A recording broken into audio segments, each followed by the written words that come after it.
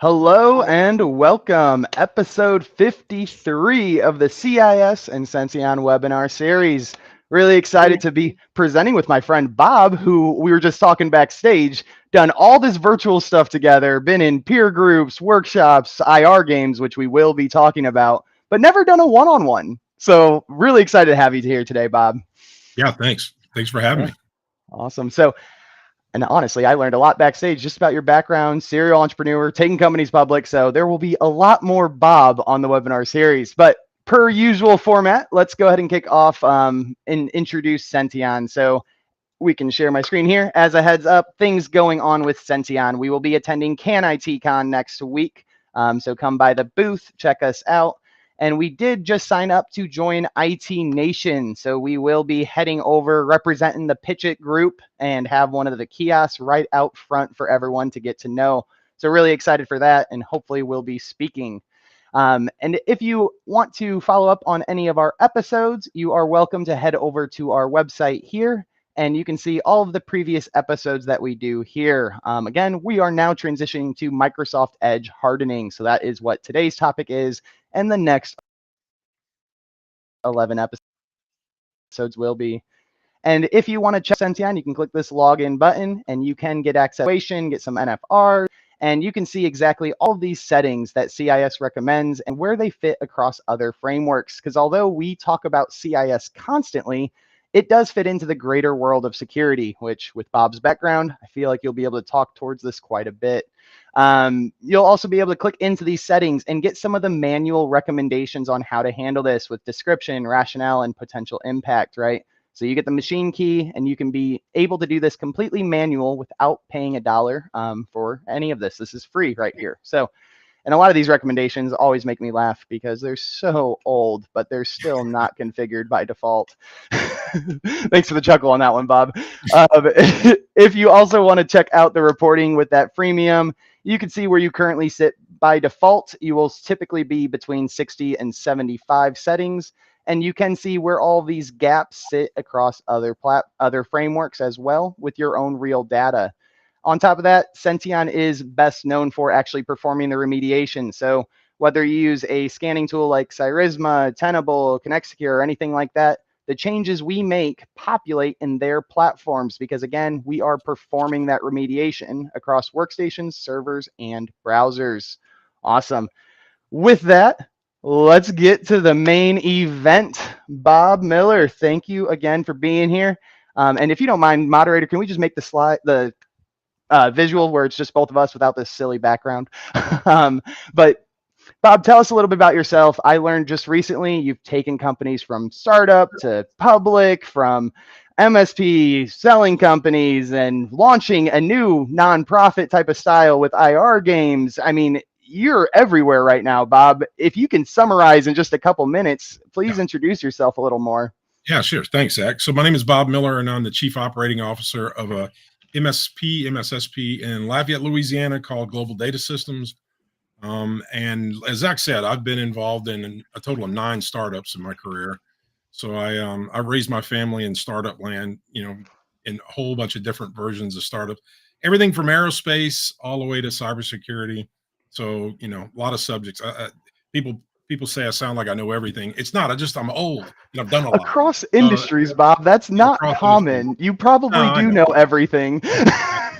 Well, it's good to be a computer dude. That's all I can tell you, right? Because I've been a software developer since I was a kid. So in all those cases, I've been doing a lot on automation and, the innovation side of ops and that sort of thing. So that's kind of what's gotten me across the whole spectrum. And then the latest, as you pointed out, the latest effort we have going is what's called IR Game, and it's an online multiplayer incident response exercise platform that lets you real-time play in different roles in an exercise with a group of other people. And you don't have to be very technical, and you really don't have to understand a lot about the subject matter when you start. We just lowered the barrier of entry so that anybody can kind of jump in and experience a little bit of what an incident response feels like in real life. So, I mean, how do you lower the barrier on something like that, Bob? And I will note, I am actually a participant. I've gotten a little bit more involved since, but I did go through this. But and I agree with you. What you said is completely accurate. You lowered the barrier. I come from a background where My skill set is very focused towards configurations, management, but I've never been an MSP myself. So Yeah. for me, getting to experience that was really revealing, and the barrier to entry, like you said, extremely low. But how did you pull that off? How was someone like Zach able to go into that and walk away learning something? Like IR is scary. I don't know how anyone can do this. Yeah, well, it's I mean, I get it. I have to give credit where credit's due, especially for the scenarios we play now. Matt Lee with Pax8 and Ethan Tancredi with Huntress are the ones that actually built a physical tabletop exercise that's the equivalent of what we play in a multiplayer game. So their thoughtfulness about what needed to be talked about and how the content was related to a story and how the injects worked and all those things, it really, all of that consciousness was theirs, and they built it into a physical game. Where I came in is I took their physical game and actually used it with my organization and played a physical game. And then while we were doing that, we realized that we could probably turn this into a multiplayer online game in a couple of days with some old game frameworks that we had laying around. In a couple days? We did. Yeah, we did. Literally, it was 2 days. We did it over a weekend. And we're still playing that version of the game. 8 months later, we're still using it. We're developing it. We've developed a new framework, but the one we had actually worked so well in this circumstance that we've been playing it for, like I said, for about 8 months. At the last Friday of every month, we do a free IR game walkthrough. And the reason that the barrier entries are low is because the people you're trying to get to understand this are usually decision makers, right? And decision makers, in a lot of cases, do not have high technical backgrounds or really understand the details of the organization, but you need them to feel how tense it is. And so we needed to build an experience that would allow them to participate.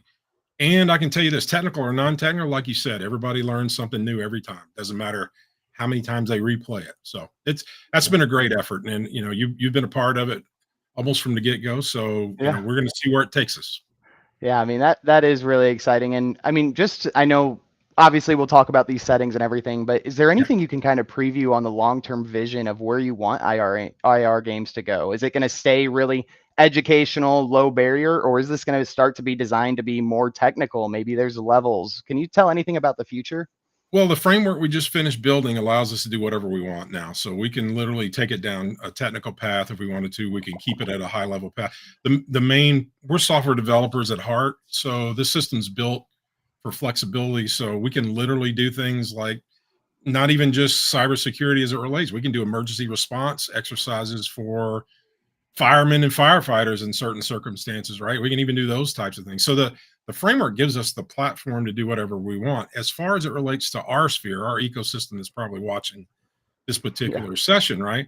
We're going to be allowed to do more and more complex scenarios, different types of business email compromise scenarios, third-party compromise, cloud compromise, and we'll have variations on all of them. And the cool thing with the framework is it allows you to, even if you play that same scenario and the same role, it's going to be different every time you play it because of the framework we have behind it that allows random elements to be part of the experience. You know what I mean? So that's kind of the future for it.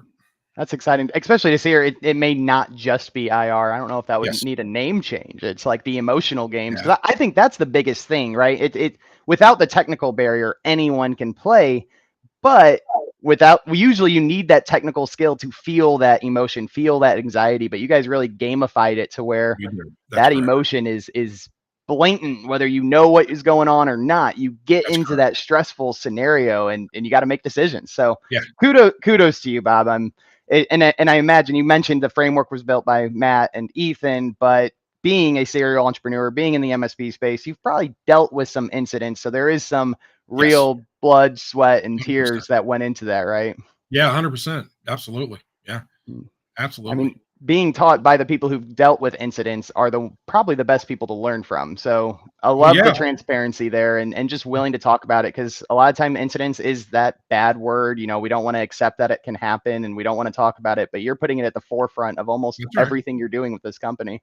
Yeah, it's the price of admission for what we do, right? You have to know how to handle those situations. So that's why this session that we're doing today actually is important, because there are elements of it and hardening your own platforms that matter. So it's a perfect segue into what we do.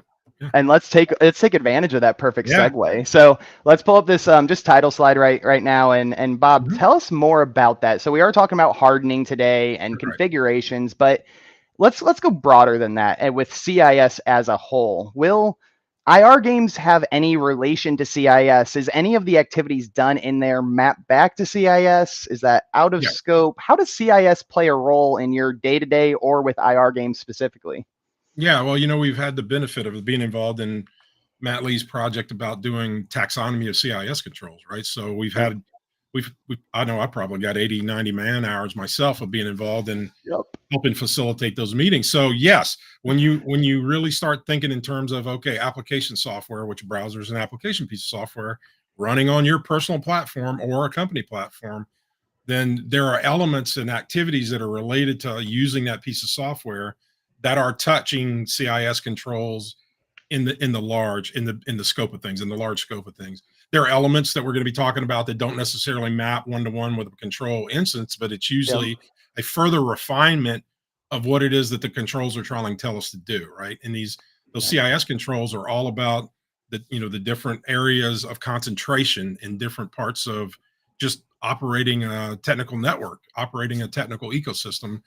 Those controls are really designed to kind of describe the level of controls and security you need to have depending on what that environment looks like. And everybody's IT environment is slightly different. So us talking about the browser, this is just one element, but that's the reason this series has so many elements to the Yep. series, because in order to do justice, you really need to look at every level of application software and at least make some distinction about how that touches a CIS control or not.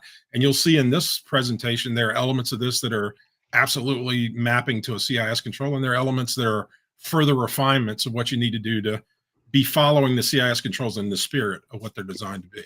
You talked on two things. That one is more of a, I'll get on my bar stool. I'll probably be standing there with Matt. Is some of these settings, and we'll call them out as we go, aren't explicitly mapped, right? In the Right. documentation of CIS, it says not explicitly mapped. So your gut is like, oh, it mustn't be important, right? Like, what value does it have? Further refinement, defense in depth, sure. But if it's not mapped, do I really need to look at it? And this is something I've talked with Matt Lee about. And shout out to Matt if you're in the audience. You are more engaged with CIS, I think, formally in some type of board capacity. And one of the things you've talked about is getting to have all of these settings explicitly mapped. So that is a direction I believe CIS is going, and great call out right there.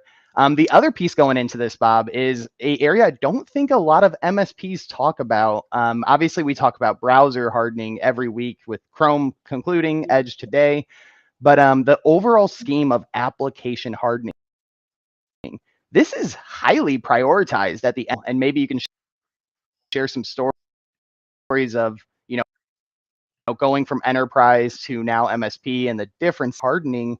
Is this prioritized in the MSP market? Is there merit there? Is there more than just the browser we need to be talking about?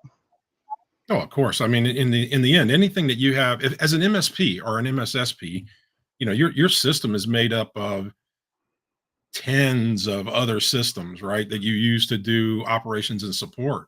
And so every one of those is an attack vector if you're not Yep. paying attention to it, right? Because I mean, we've all seen, we saw CloudStrike and how that can affect people's operations. That's one application piece of That software, is an just one application. that people use, right?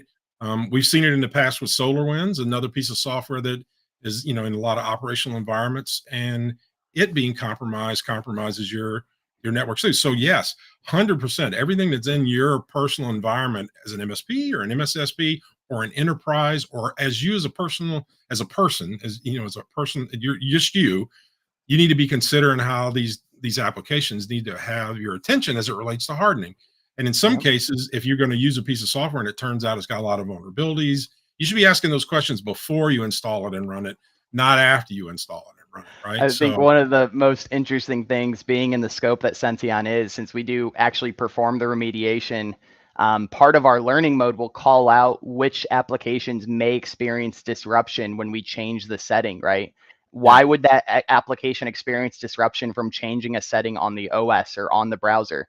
The answer is that application it still utilizes legacy or deprecated networking protocols or things that it shouldn't. I think the example I showed at the beginning, I think I clicked into W Digest, right? Like very old settings that don't need to be utilized or shouldn't be Right. utilized if there's no I mean, everyone's going to have tech debt, but if there's no major tech debt in that application, right? So Right.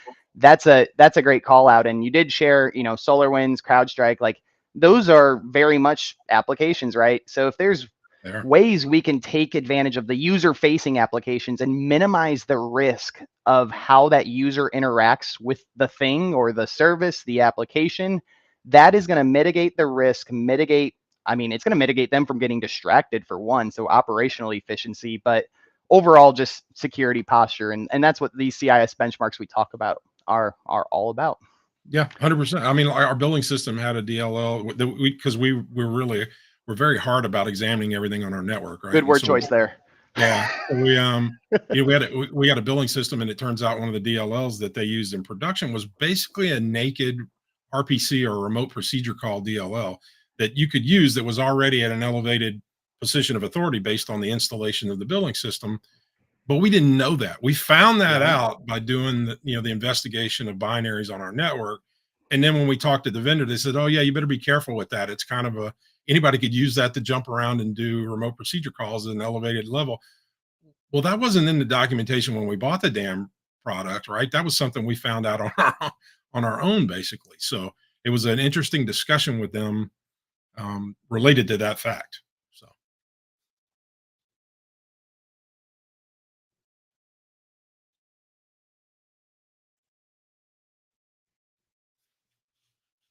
Well, Zach is frozen on my screen.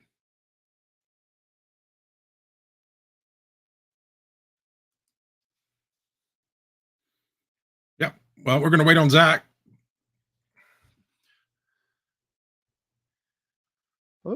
Am I back? Sorry about that. Oh, there you go. No, you're back. Yeah, you're back. Yeah, fun fact, I do live at Stanford University. My wife works here, so I'm on campus Wi-Fi. So I try not to drop out, but it is not my control. It is not a setting I can manage. Very good. But what I was going to say is with the CIS working group, we discuss a little bit about the third lens, right? If a platform or a vendor can map to CIS, that's great. And if they can prove it, that's even better. But what if that application meeting CIS needs can't perform on a CIS box? What's the value of that platform? So these are the challenges that I think MSPs have to struggle with, enterprises have to struggle with, because they'll see, that new shiny technology that covers all of these mappings. But is it actually secure itself? Is it built with a secure by design mindset? Or is it going to break if you install that onto a secure device? Right. That's exactly right. We have a complex ecosystem, so everything matters. So yeah. Yep. All right, let's kick into the settings, and hopefully my connection lasts for 40 more minutes, and then, oh no. Well, we at least got the initial slide up, so I'm going to go ahead and talk about this one when Zach gets back. So this particular slide is related to automatic download settings in the browser. So some of you may not know, but in some cases, the default installation of your browser is going to have things like this enabled, right? And so the point about this particular discussion, as it relates to automatic downloads, is that you need to turn that off so that your browser doesn't just automatically do any downloads from any website that it hits. And the reason is the only way you're going to get compromised is if you execute, if you run or execute a binary on your machine. I mean, that's the only way you can be compromised from that standpoint, right? So anything that allows for any binary to be downloaded to your machine that has the potential of being run, then that opens you up to vulnerability, right? So if you want to block unauthorized software, then you really need to set this to where it doesn't allow automatic download. So this is a really important first step you can make in hardening your browser for that very reason. You don't want executables that you're not familiar with or don't overtly want executing. You don't want those to be done in an automatic way because they need more visibility. I mean, and thanks for covering that slide while I was connecting. I'm on hotspot now, so full control if we trust AT&T as a company still. So diving a little bit, I love to put real world examples here, Bob, and making sure automatic download settings, not allowing websites to do this. It's almost like saying, hey, if I'm out walking my dog and I pass a beautiful house and I'm just wondering, I wonder what it looks like inside of there. Maybe it's not malicious, maybe it is, but I'm just curious. What's it look like in there? If I can just walk in, right, and just say I want in, so I'm in now, right? Put Right. myself in their house, why not, right? There's no risk. So by having this layer of not allowing the automatic downloads, putting a key needed to get past the gate or a key needed to Right. get in the door is just putting another step that a automated attack or an AI generated attack won't be able to do. The next step will make you a more difficult target and one the attacker probably won't invest extra time towards. Yeah. Well, that's the game with this, right? If you can put enough roadblocks in their way and trip hazards, then after one or two of those, then they say, well, this is too much work. I need to move on. Because they're lazy, like most people that are criminals. They're pretty lazy. The whole reason they are criminals is because they want to take the easy way out. So the whole point is we need to throw as many trip hazards in front of them as we can. Yeah. This is a good example of a way to throw a trip hazard in front of them. So this also relates to things like plugins and other things that Yeah. go into browsers, right? Because in those cases, you have to download them yourself. But if you don't know who wrote them and what their reputation is, you need to consider asking someone who may know. So it's Yep. in the And same there's settings line. where it actually forces you to choose where to download the folder before executing anything. So not only blocking the automatic, but now blocking the automatic destination. You actually have to explicitly Right. say save it here, right? So a lot Yep. of just layers. And this goes back, you shared some other applications, and them causing disruption, right? Maybe that wasn't from a configuration change, it was poor QA, but some of these settings can cause some user pushback, I would say, Yep. right? Now they have to click 2 extra buttons or 1 extra button even. When you, with your background, enterprise, MSP, and you introduce hardening, do you tell the customer what to expect? Do you just do it? Or how does that process look on your side? Well, I can tell you, anytime we're going to make a change, first of all, we go through a change management process for ourselves, right? To make sure that we're Yep. acknowledging we're about to change some parameter in the ecosystem. And we expect the outcome to be, and we explain what we expect the outcome to be, right? And then when we do it, we immediately test to make sure that what we did exactly what we said we were going to do. And that You applies test to customers too. internally. That's internally, but we still use it depending on the severity or the intrusiveness of the change. We treat customers, they have to we follow a change management process with customers too. So if we're going to change something that big as a configuration, then it's going to be scheduled. They're going to know what we're doing, what the goal of getting it on the backside of it, what we're going to get out of doing it. And then we schedule when it's going to happen, and then we schedule it. We tell them we're going to test after that fact. You you can't afford to just shoot from the hip anymore. Yeah. In our business, we have to be very overt about how we do things. So yes, we spend time. We don't just make wholesale changes without discussing it and planning it. We don't. We can't afford the cleanup on aisle two is way worse if you make a mess, right? So it's better to be an ounce of prevention saves you from cleaning up aisle two. Just saying, I that's like how it the works. cleanup on aisle two. Now you do. I mean, the whole process you just shared, I'm 100% behind it. But it does take time. Having Yeah, that preliminary conversation, you admitted it right there, does take time, but it's less time if something goes wrong or if they're upset. So 100% yeah, agree with the mindset there. But just on the OS, there's 500 settings. On the Edge browser, there's 120 settings. You're not introducing this webinar series. You're not introducing setting by right. setting. So when talking about hardening, do you talk about it as one whole thing? Break it up into here's the download hardening settings, here's the download or the extension hardening. Like, do you talk about it in concepts, or how do you make it relatable or digestible Yeah. to the non-technical client? Well, I mean, we always operate under the presumed breach model, right? So what we do is we tighten it. Our default configuration is extremely rigid and controlled, and we Out of the go gate. about that. We go about it that way, and we put it into production that way, and then we loosen it based off of what impact it's having, right? So in some cases, brand new hardware, brand new company, we're going to have those things hardened very tightly to our standard default deployment, and then we tell them up front, hey, there's probably going to be things this gets in the way of. We have somebody dedicated to you to respond quickly over the next few weeks as we onboard you to make sure that we tune these correctly for your environment.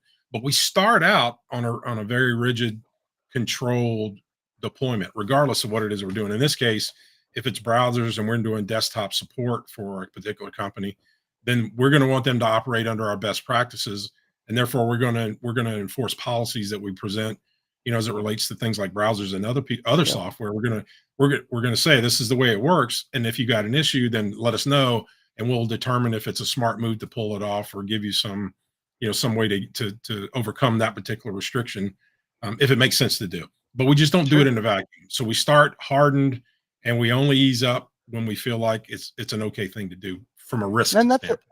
that's a big thing too, because when you're brought on to a new client, they know they're bringing you on to manage security. So those abrupt changes like Right. hardening are better out of the gate and then working backwards. So I very much Yep. appreciate the sentiment there.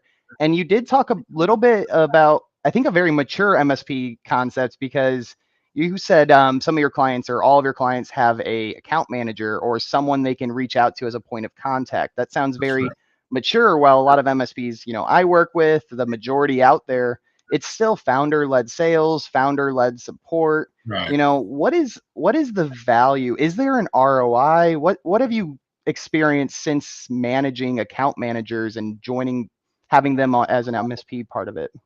Well, it's not just so account managers are mostly sales, but we also have a customer success team that once a Wow. client's onboarded, they work one-on-one with our customer success team. So we do, in some cases, we always do quarterly executive business reviews with them.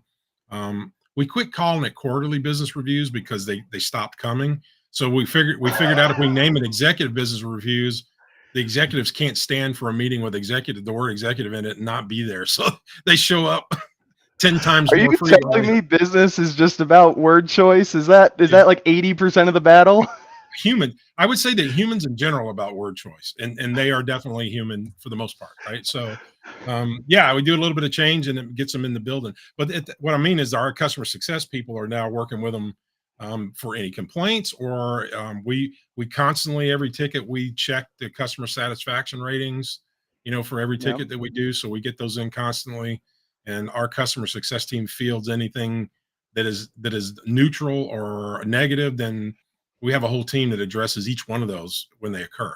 Now, I can tell you, since deploying that team and putting it in place, our satisfaction rate over the course of the year is in the 99.7 percentile, and has That's been unheard of. for 4 years, 5 years. It's been in that mode, but that's because we have concentrated very much so on not only being good from an operational standpoint, because we operate at an operational maturity level of about 4.5 or 6 now, I believe. So 5 is the highest you can go from a maturity level operations wise. So we're really mature operationally, and we're also mature from a customer support Awesome. standpoint. And those are investments in time and money, but the where you see the payoff is that the number of tickets per customer goes down dramatically. The customer satisfaction stays very high. You get more references, right? And we get most of our work from referrals.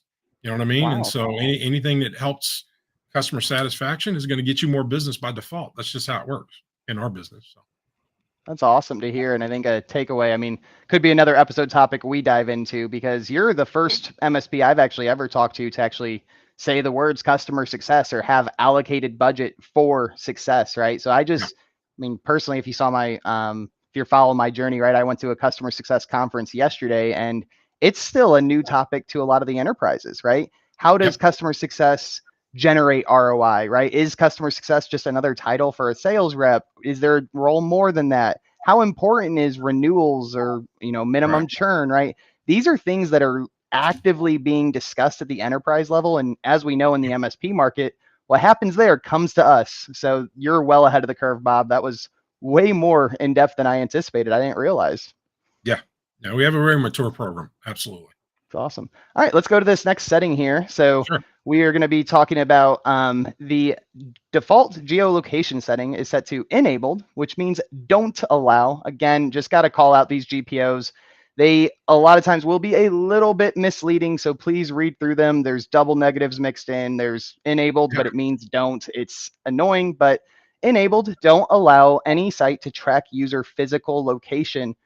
Only site that I might want that is maybe Google Maps for a temporary time. But I mean, any other use cases or any reason you just wouldn't follow this recommendation? Well, I wouldn't follow it. No, I mean, I would always follow it. I mean, Right.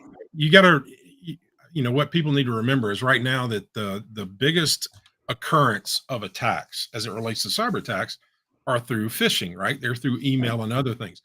When people know where you're at because they have you geolocated, it makes it infinitely easier for them to create a made up story, a fantasy story that gets Yep. you immersed in it because they're going to be able to reference things based on where you're sitting, right? Where they know you're located at a given time. So the whole point about this is to give the least amount of information out automatically as possible at any given moment in time. You don't want people knowing exactly where you are. You don't want, like you said, if you're navigating as such, then you can turn Yeah. geolocation on, but you could do it just for the application that you're using, not in general, right? So there's no reason to leave, geolocation on by default because it's just has the potential of giving way too much telemetry away about where you're at, and that can be used in so many different ways, none of which are good for you. That it's not worth the risk. That's really You all there is to it. I think you're the first guest to beat me to it, Bob, but these settings here are very much applicable to mitigating the risk of a successful phish. Yeah. These configs don't just harden and make it harder on the attacker. They're Right. educating and mitigating the risk of your customers, of your users, so that the Yeah. attacker can't be as convincing, can't perform as targeted attacks, right? Because you're making it harder to gather information through configuration hardening. So great call out right there. And I will note CIS obviously goes to the extreme with the don't allow any site, but there are options that say, ask for permission first, and there's Correct. more friendlier to the user of the machine type of choices here. But CIS does Right. take the best recommendation. Yep. 100%.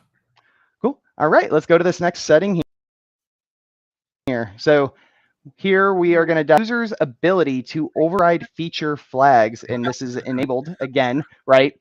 Enabled to prevent users from overriding feature flags. Anything that says override and users in a sentence, I don't like instinctively, but could you elaborate more as to what a feature flag is and what this is really saying? Look, a browser is a really complex piece of software. It's there and designed to do more than just look at web pages. It's also how does it handle files? How does it handle passwords? How does it, how does it render graphics? Will it allow you to, Yep. have a referral to a graphic, on another site? Or there's all these little nuances and subtleties that make up what a browser can and can't do, and those are all represented as toggles in what we call a feature as it relates to that piece of software. So the ability to what you do as a provider, in our case, like we mentioned before that we have a default configuration that we put Yep. in place. But if we put a default configuration in place and we just allow any user to change it, then it's only going to be as good as the few minutes that we're the only ones that have our hands on it, right? So you need to be able to represent the spirit and or of your policies for your organization. They're going to be reflected in which features are enabled or not based on their understanding of best use for those devices.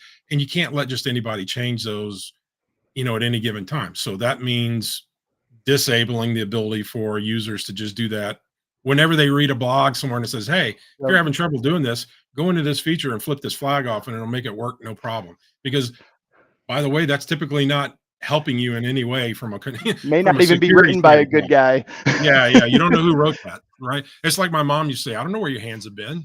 You know what I mean? So it's like I you don't don't know know where where that that message came information came from. from. Yeah, you don't know where that message came from. So don't, you need some way to make that not easy to do. So that's what this is really talking about is elevating the visibility on these things to a point that if you decide you want to flip a feature off, you have to talk to somebody else to make sure you understand what the risk, if there's any risk that you're taking on to do so. Yep. So So that's how I that have a few follow-ups here because you always give very full responses that generate great questions. So the first one here, you're starting very locked down, which can be disruptive sometimes. Let's say this was something where it's the end customer gets contact administrator to make this work. If you're starting locked down, I mean, is the ramp up time to a new client like hilariously high, like unmanageable, like a lot of inbound tickets because you harden devices, or what's surprising is it's actually the opposite. Most people say, well, I can't, if you were to ask them ahead of time, say, hey, we want to lock this down. Is that okay? They go, oh, no. Oh, Yeah. absolutely not. It's a What scary we word, found, lock. Like I don't need yeah, to that's not lock a my good word, right? computer. It's going to make it more difficult.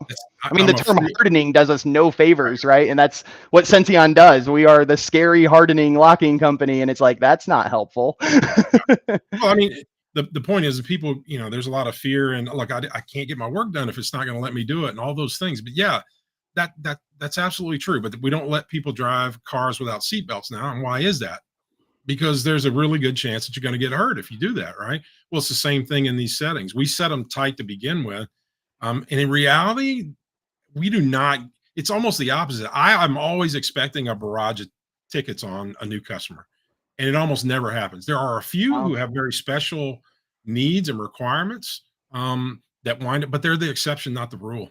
And I think especially if you just pick best practices, and we don't add our own flair to much. We tune Sure. them a little bit, but we take it what's in general public best practices for doing this. CIS, right? Yeah, CIS, right? And we just adhere to that level of control. That's what we do. So, it.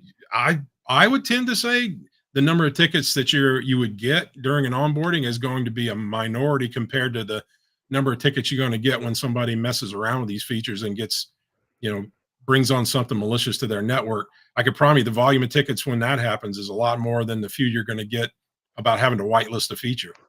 I mean, they may get to an area where they're just confused. It's like, okay, Yeah, why did I open up the console on my browser? Like, how did I get here? What am I yeah, looking at? Right? They could just end up places they aren't supposed to be. And then it yeah, generates more questions, more tickets. And it's like, you never should have been able to ask this question in the first place. right, 100%. Um, the other piece here, you keep saying, you start everything locked down, which is awesome to hear. Not a lot of MSPs do that.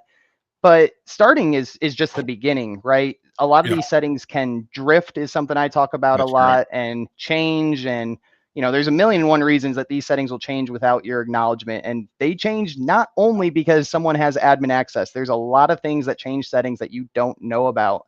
So Yeah. do you have any best practices on how you guys, you know, review hardened settings, make sure they're actually applied, or add recommendations if things change? What's kind of your process I, there? yeah, I mean, in the end, if we because it usually shows up pretty quickly after an update. Now, most of our folks are really good about reading the upcoming updates as it relates to, and I'm going to say not all software, but certainly browsers and operating Yeah. systems for sure, right? Because those two are kind of your main workhorses. Email clients, browsers, and operating systems. Arguably the biggest workhorses on a machine, Yes. across the enterprise. So we do pay attention to a subset of software, like I just reflected, but we try to catch and read in advance where those are, what's coming down the pipe. But we use our RMM tools to be able to deploy policies when necessary, or we'll use Active Directory to deploy Yep. policies, as necessary. And what we do is that when we determine that we need a new configuration, that we're going to alter a standard configuration to create the new version of that standard configuration, we just do notifications to let people know that that's going to happen and what's happening and why. And we give it some time to let them object if they want to. But then once the time comes, we push the policies, and then Yep. we do support on the backside of it. And it's most of the changes are rarely customer affecting. I mean, usually Yep. they're a subtlety or a nuance to another feature that is already disabled, so it's not really an impact in some Yep. And cases. one thing to call out on these slides too, in the bottom right, there is a level. If you're not familiar with what level means, this is something CIS also provides. They recommend within the CIS benchmarks that every business, no matter the size, performs level 1. And Right. then they'll have level 2, which is a little bit more lockdown, can be a little bit more disruptive. So Yeah. just wanted to call that out there. And you said one other thing, you're not making a lot of custom configs, you're using best practices. Right. This is something that I want to start saying, I need to start saying every single episode, the term defensibility, right? That's correct. If an incident were to happen, Bob's not going to go to a court or to a customer and say, man, I really thought enabling this setting was the right choice. It looked right to me at the time. He's Right. now able to say, hey, this best practice from this nonprofit, globally recognized, told me to do this. I'm sorry this outcome happened, but this was, the right process. Yeah, well, yes, 100%. I mean, the other thing is we tell people, look, I'm telling you up front, that all of the work we're doing, if we handled every CIS control perfectly, there is still going to be a situation where an event's going to occur that could rise to the level of an Sure. incident. That's just the reality of the situation. So we're not here to keep that. We can't. It's not technically possible to keep that from happening. But what we're here to do is minimize the damage and speed the recovery time. That's what our premise is and what we operate under. So when we do give you advice or we do configure things, we follow what we call industry best practices.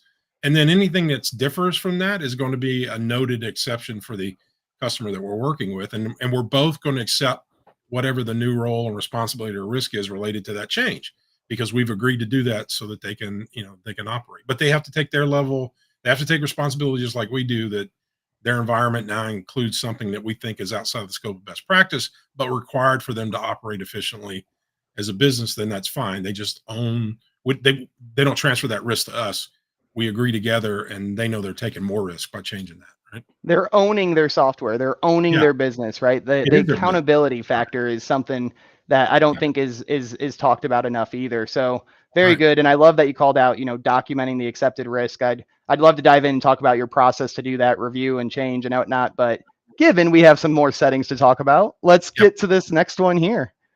So we got about 19 minutes left, and I think we only have like 6 or 7 more settings. But configure extension management settings to enabled. So this is not saying block anything, do anything. This is simply saying, you need to do something that enabled, and then make a decision. Am I sharing this one right? Well, the bottom line is that it says configuration extension management, right? So that means you're going to manage the process of having extensions in your ecosystem, which means, what does that really mean? I talked about it earlier. You can download these plugins and extensions, and they become that. The reason they're called extension is because they become an extension of executable code that's augmenting what the functionality of your browser is, right? So you're basically allowing another program to come in and be fit into the execution chain of a browser so that it can be used in whatever the application circumstances related to the extension. So you have to have management of what kind of extensions am I willing to allow for my organization. What's going to be my rule as it relates to how do I allow extensions and which ones do I allow to happen, and what process are you going to follow through to evaluate whether or not an extension creates an undue risk or not. You need to Yep. have a basic workflow that lets you vet those things, because extensions are extremely valuable from a productivity standpoint. You just need to. It's like everything else. I don't know where your hands have been. It's the same thing here. I don't know who that extension person is until I take a look at them, Yep. and vetted them against what we feel like is best practices, and at least looked on the web to see if anybody else has had an issue with that particular extension. That's the minimum you need to do to kind of check into that. But this control just says, hey, and you see it's a level 2, right? It's a CIS Yep. control level 2, because this is a little bit more advanced, because you are going to force the extension policy for your organization. You're going to enforce controls over who can add what Yep. by having a workflow to support that whole ecosystem, right? So that's what this. Exactly. Exactly. And those level 2 ones can take extra time on the Yeah, MSP, right? they do. Maybe this is something you need to justify in your price point, or, a certain tier, right? So very, very much agree with that. And there'll be a whole episode coming up just on extensions, right? Because like Bob was saying, there's a lot of steps you can do. Make sure this extension's up to date, make sure it has the most up to date certs, right? It's not Right. just, you can at least limit to the ones that are deemed safe to an extent. But Yeah. awesome. Let's keep on going here. We're going to go over to, I believe, some authentication. So allow basic authentication for HTTP is set to disabled. So this is saying the sites that are a little out of date, don't have the HTTPS, probably not somewhere you should be in a business. Why is that important? Well, look, I mean, so let's look at it from the other angle. HTTPS, which is the one that is acceptable. Yep. Why is that important? And it's because it's secure. I mean, it's a simple. The name tells you. And what does that mean? It means that basic authentication process for using HTTP as an authentication protocol, that it's an encrypted channel between you and whoever it is you're trying to authenticate, so that you're not running clear text across the network. And believe it or not, there are a ton of protocols that allow you to run, get things done across the internet, but have no encryption whatsoever. So whatever's in that data stream that you're sending for your authentication, which is typically username, password, user ID, those kinds of things.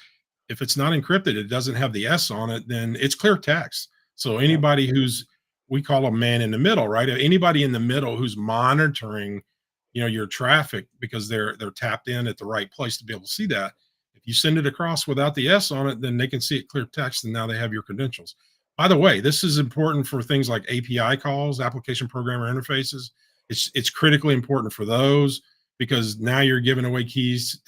Typically, an API interface is an elevated administration level as it relates to the program that's doing it.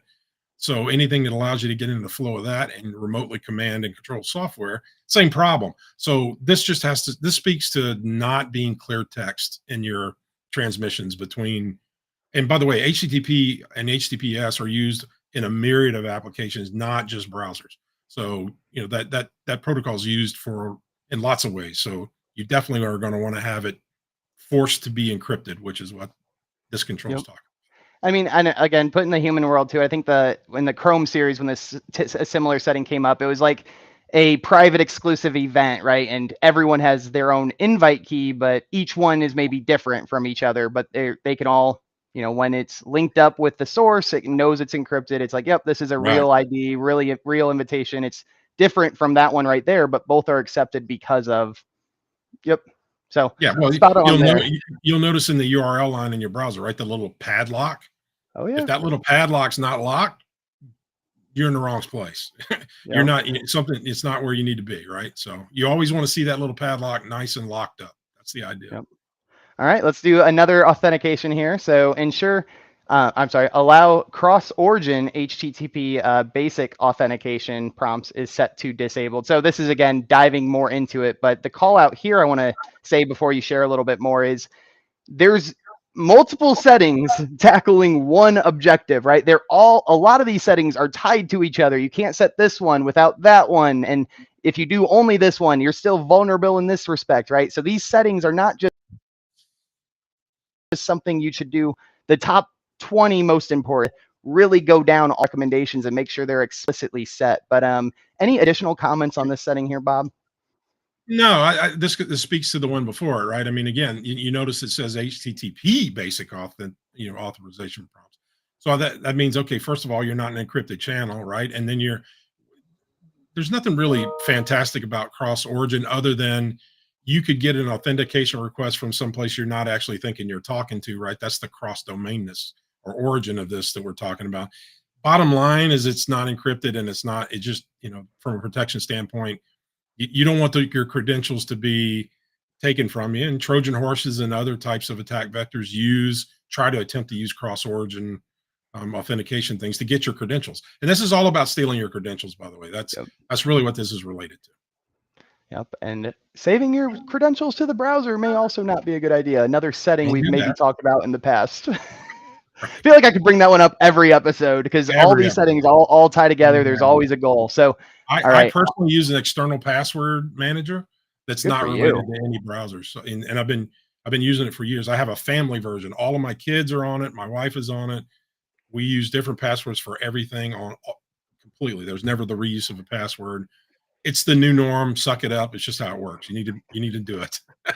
That external is definitely the next step. I recently set up my mom's password manager, and at least it's it's on browser, of course, as an extension, but it's Bitwarden. So, but that is next level. If you have the means and you have the resources, my sister even told me a story. She's like, yeah, all my passwords get handwritten and then put into the house safe, which sounds pretty intense. But again, that is one version of a password manager. Yeah.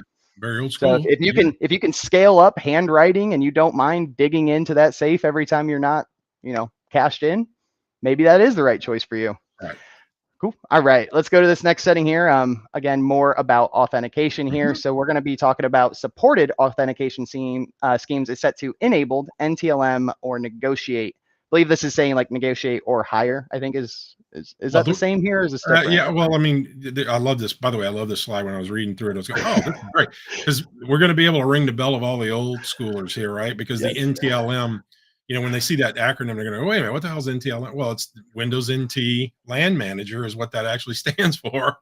So in the beginning of time, back in the beginning of time, when Windows NT was, finally introduced in its adult form, not the toddler form it was for a little while, but when it was finally engineered and released in its adult form, it was during the NT LAN Manager sort of era of authentication schemes, right? So you It use just went as LM at that point in time, right? yeah, right. It just did go at LM. Yeah, it just did. It was LAN Manager. It was a LAN Manager protocol. So it's just a protocol. It's a way to ask for authentication to do something. And in this case, NTLM was actually an encrypted protocol, right? And so the other element here, when you see negotiate, you go, wait a minute, is negotiate a protocol? And it's not. It's a setting that says, okay, I'm going to negotiate the best possible authentication protocol with the target server that I possibly can. Lowest common denominator needs to be NTLM. That's the lowest common denominator. The overwhelming majority now are Kerberos, the protocol Kerberos, which just go is more settings on the OS level, making sure you can handle the Kerberos encryption types. I think AE256 is still accepted at the lowest. Right. Yeah, and the main function is it's just more secure because it's a bigger key that allows for a lot more permutations. Therefore, it's a lot harder to crack, right? So that's what that negotiate is there for. It says, look, I want the best possible authentication that the endpoint will allow. And so that's what that negotiate really means. And it basically says minimum, though, it's got to be NTLM or better, right? What if it's not the minimum here, Bob?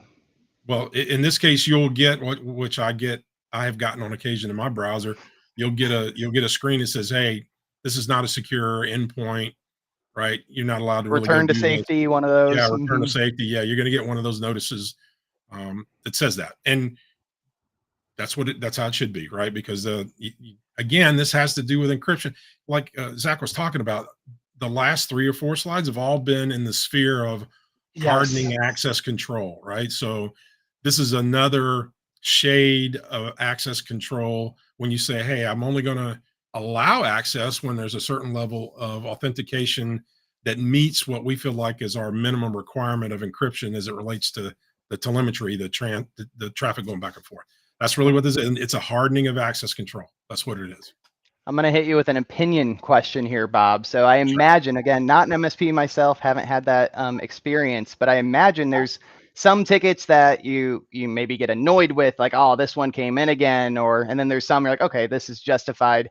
If you get a ticket saying, hey, this website can't be reached because of authentication, do you look at this as like a learning or coaching opportunity for that client, or do you get upset because now you're going to have to tell them you can't access the site? What's the emotional side of the MSP when you get a ticket about not being able to get to a website? You know what? It's usually not going to be related to this particular setting. We get more tickets about our geofencing at the firewall level than we do about browser settings by an order of magnitude, right? And so we're already tuned to being able to have those conversations about, yes, but what you're trying to do is go to China, and right, and I don't know if you know this, but what you're trying to do is go to China, and you're going to a known bad URL, and here's why, and we give them the information. So we're already fielding tickets at that level because we have to, right? I mean, it happens all the time. So for me, it's not really additional work to talk to them as it relates to things like, authentication schemes or other things like that. It's very rare, to be honest with you, that we run into it, because most people at work are doing what they're supposed to and not wandering around I can tell you, our crew here at in our MSP, MSSP are probably the worst. They try to go places, well, and it's mostly because they're investigating things, but they're trying to go places all the time that, that turn out we shouldn't be trying to go there. But we have the controls in place so that we can do that in a safe environment. We're like firefighters. We got our own fire truck, we got our own water, we got our own pump. So if bad things can happen, we can field it. Most businesses are not in that same situation. So it's one of those things like, hey, don't try this at home, kids. It's definitely one of those kinds of things, right? So we were doing controls. When we were working with I'll give Alden a shout out here. A lot of the settings we hardened on the OS actually impacted part of his responsibility, because Alden over at LTech with Brian Weiss, giving them a shout out, they do some pen testing activities internally kind of constantly, and Alden manually performs a lot of those. And when you hardened the Windows system to Senteon CIS standards, it impacted his job. He was no able longer to perform some of those attacks to get to where he wanted to test. So he had to loosen Senteon to perform his job function. Right. Would he loosen it on the client side? No. No. But internally, he had a different golden image because he needed it to perform his job. And I'm sure it's documented and so forth. Yeah, absolutely. 100%. So very cool. 2 more settings here. We're making great time. So the next one here is enable the linked account feature is set to disabled. There's a lot of settings about syncing and now linking. I'm not sure if there's a difference here. Maybe you can elaborate more. What's linked account feature being disabled mean? Well, I mean, so you remember we were talking before about not letting people know where you're at from a geolocation standpoint. This is in the same spirit of that. What this means is that if you have multiple accounts, let's say it's LinkedIn I'm just going to use simple examples, LinkedIn, Facebook, all those guys, right? So there's the ability for you to link those accounts together so that one application can see things that telemetry in the other application. So that's the reason this recommendation is being made, is saying, hey, that makes it really easy to get a lot more information out of you if they compromise one application. Then they don't have you just the information available in it. They're going to have that and every other account you're linked to that you can use that pathway to get to. So that's specifically what this is saying. While you may lose some advanced features of only having to post things in one place and it show up in a bunch of others, or there are other things like that you could do on a linked account. The risk is, again, it's a risk reward thing. If it's your personal machine and you're not really risking anything but yourself and your resources, then okay. But if it's an enterprise or a company, this is really important, because credential stealing, is a huge part of what happens from exploit standpoint. There are people who specialize in doing nothing but getting access to networks. Now, they don't do all of the ransomware. They don't do all of the dirty work. Their job, they just find ways to get into networks. And then once they establish the ability to get into it, they're called access vendors. They'll bid that out and say, hey, if you want access to this network, I got credentials that'll get you in at an elevated privilege level. And they may have done that through a linked account from some other unanticipated flaw in another piece of software. So that's what this control really relates to, is not allowing all of that information to be freely flowing between, or allow you to, as a person, to freely flow between applications if you're a bad guy. You lose control as an MSP, right? This attack surface can grow exponentially just by linking a few things. And if you allow it, users will do it, right? If it's allowed, why not, right? You don't think this through, right? And it made me laugh because your example there was so good with the social media. I'll relate it to something. I mean, I'm not embarrassed, but I have gotten heavily into Madden NFL on Xbox recently, and I've been playing a little bit more than I should. I need to get back to what I actually need to do over at Senteon. But what I will say is, if I am playing Madden, right, I don't want to be probably running the same offensive play on NCAA simultaneously on a different sports game. I don't want to run the same play against 2 different defense schemes simultaneously, passing to the same person, right? It doesn't make sense in that scenario. I'm not going to be as productive, and it's going to just create a weak link. So, all right, the very last setting here, Bob, and right on schedule. So ensure guided switch enabled is set to disabled. I actually am not super familiar with this one myself here. Could you educate a little bit? What does guided switch mean? Well, we were talking about features, right? And turning them on and off, that sort of deal. There are times when in the best possible spirit of being helpful, that an application piece of software will give you hints about things that you could do to make something work better. And the application software has no understanding of your work environment or what the conditions or prevailing policies are, right? So it's suggesting that you do something, and it tells you how to go about doing it, because if this feature is enabled, it will guide you to the point where you need to go and actually flip the switch to get it to do what you think you should be doing. The point is that it can lead to a whole bunch of confusion, because if your company policies are set a specific way, and then this guided feature is still enabled, then it can guide you to trying to shut a feature off that is a requirement of the organization you're in and cause confusion, right?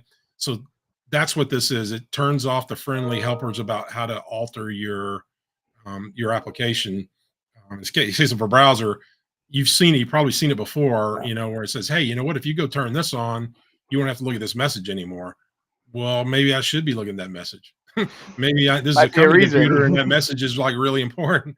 Maybe I shouldn't disable it. Well, that's what this control has to do with, is turning off the ability to be guided to a condition that you really shouldn't be putting yourself into, because you don't know enough about the ramifications of that Yep. decision to be able to evaluate whether or not that's a risk or not. So we don't want it helping you to a bad decision. I guess that's the And easiest way to put it. the clients bring on an MSP for a reason, right? They Yeah, know right. they need the assistance. They know they're not the experts.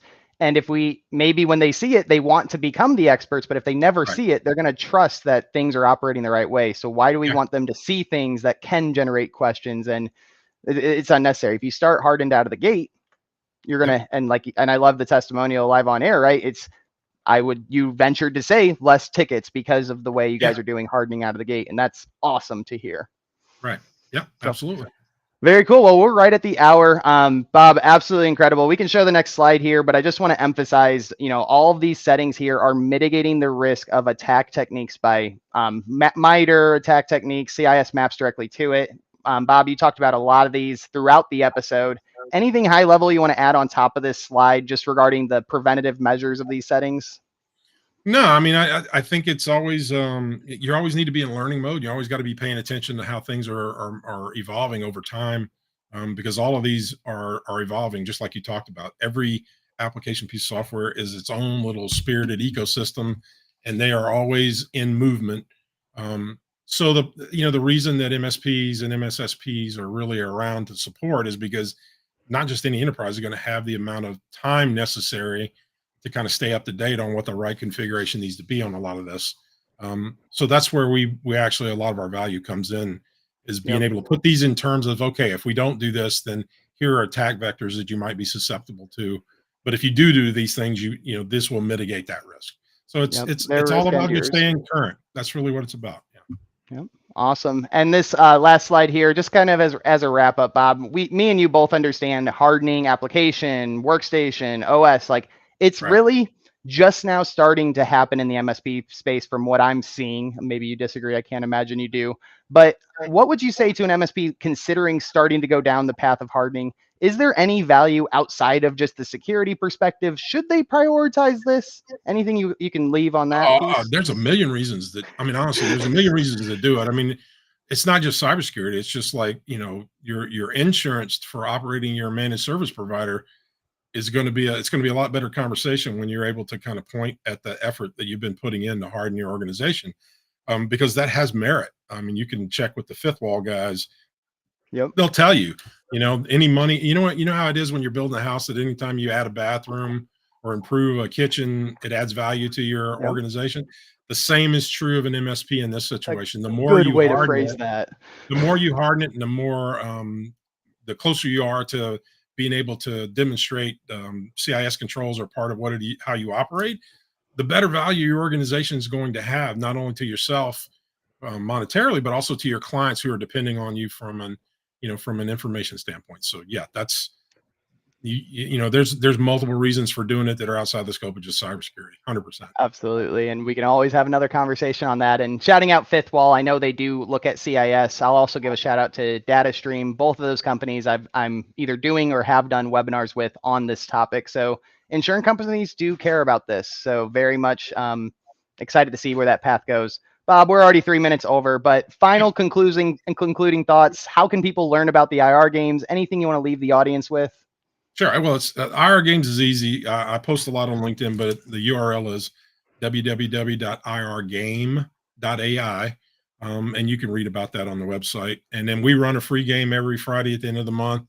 You can sign up for that; doesn't cost a thing. So be sure to take advantage of that. And we use it for our global data systems for our MSP, MSSP. We let clients, get involved in that too, right? Because Oh, it that's helps cool. them see the value. So you can Very find me on awesome. LinkedIn and Robert Miller at Global Data Systems. You should be able to find me there.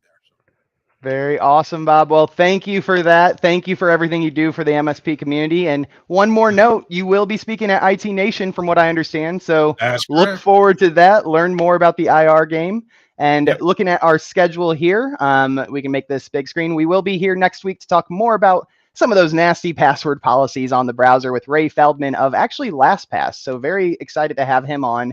I'm going to go into typo squatting and download settings with James Beerley from Secure Ops, and then privacy and security with Bill Campbell. So very excited to get into that. And if you do want to test out Senteon, mention the settings webinar. We're happy to provide free internal, external assessments. Take advantage of the learning mode. Learn what risk is being accepted you may not realize, right? Just let me know.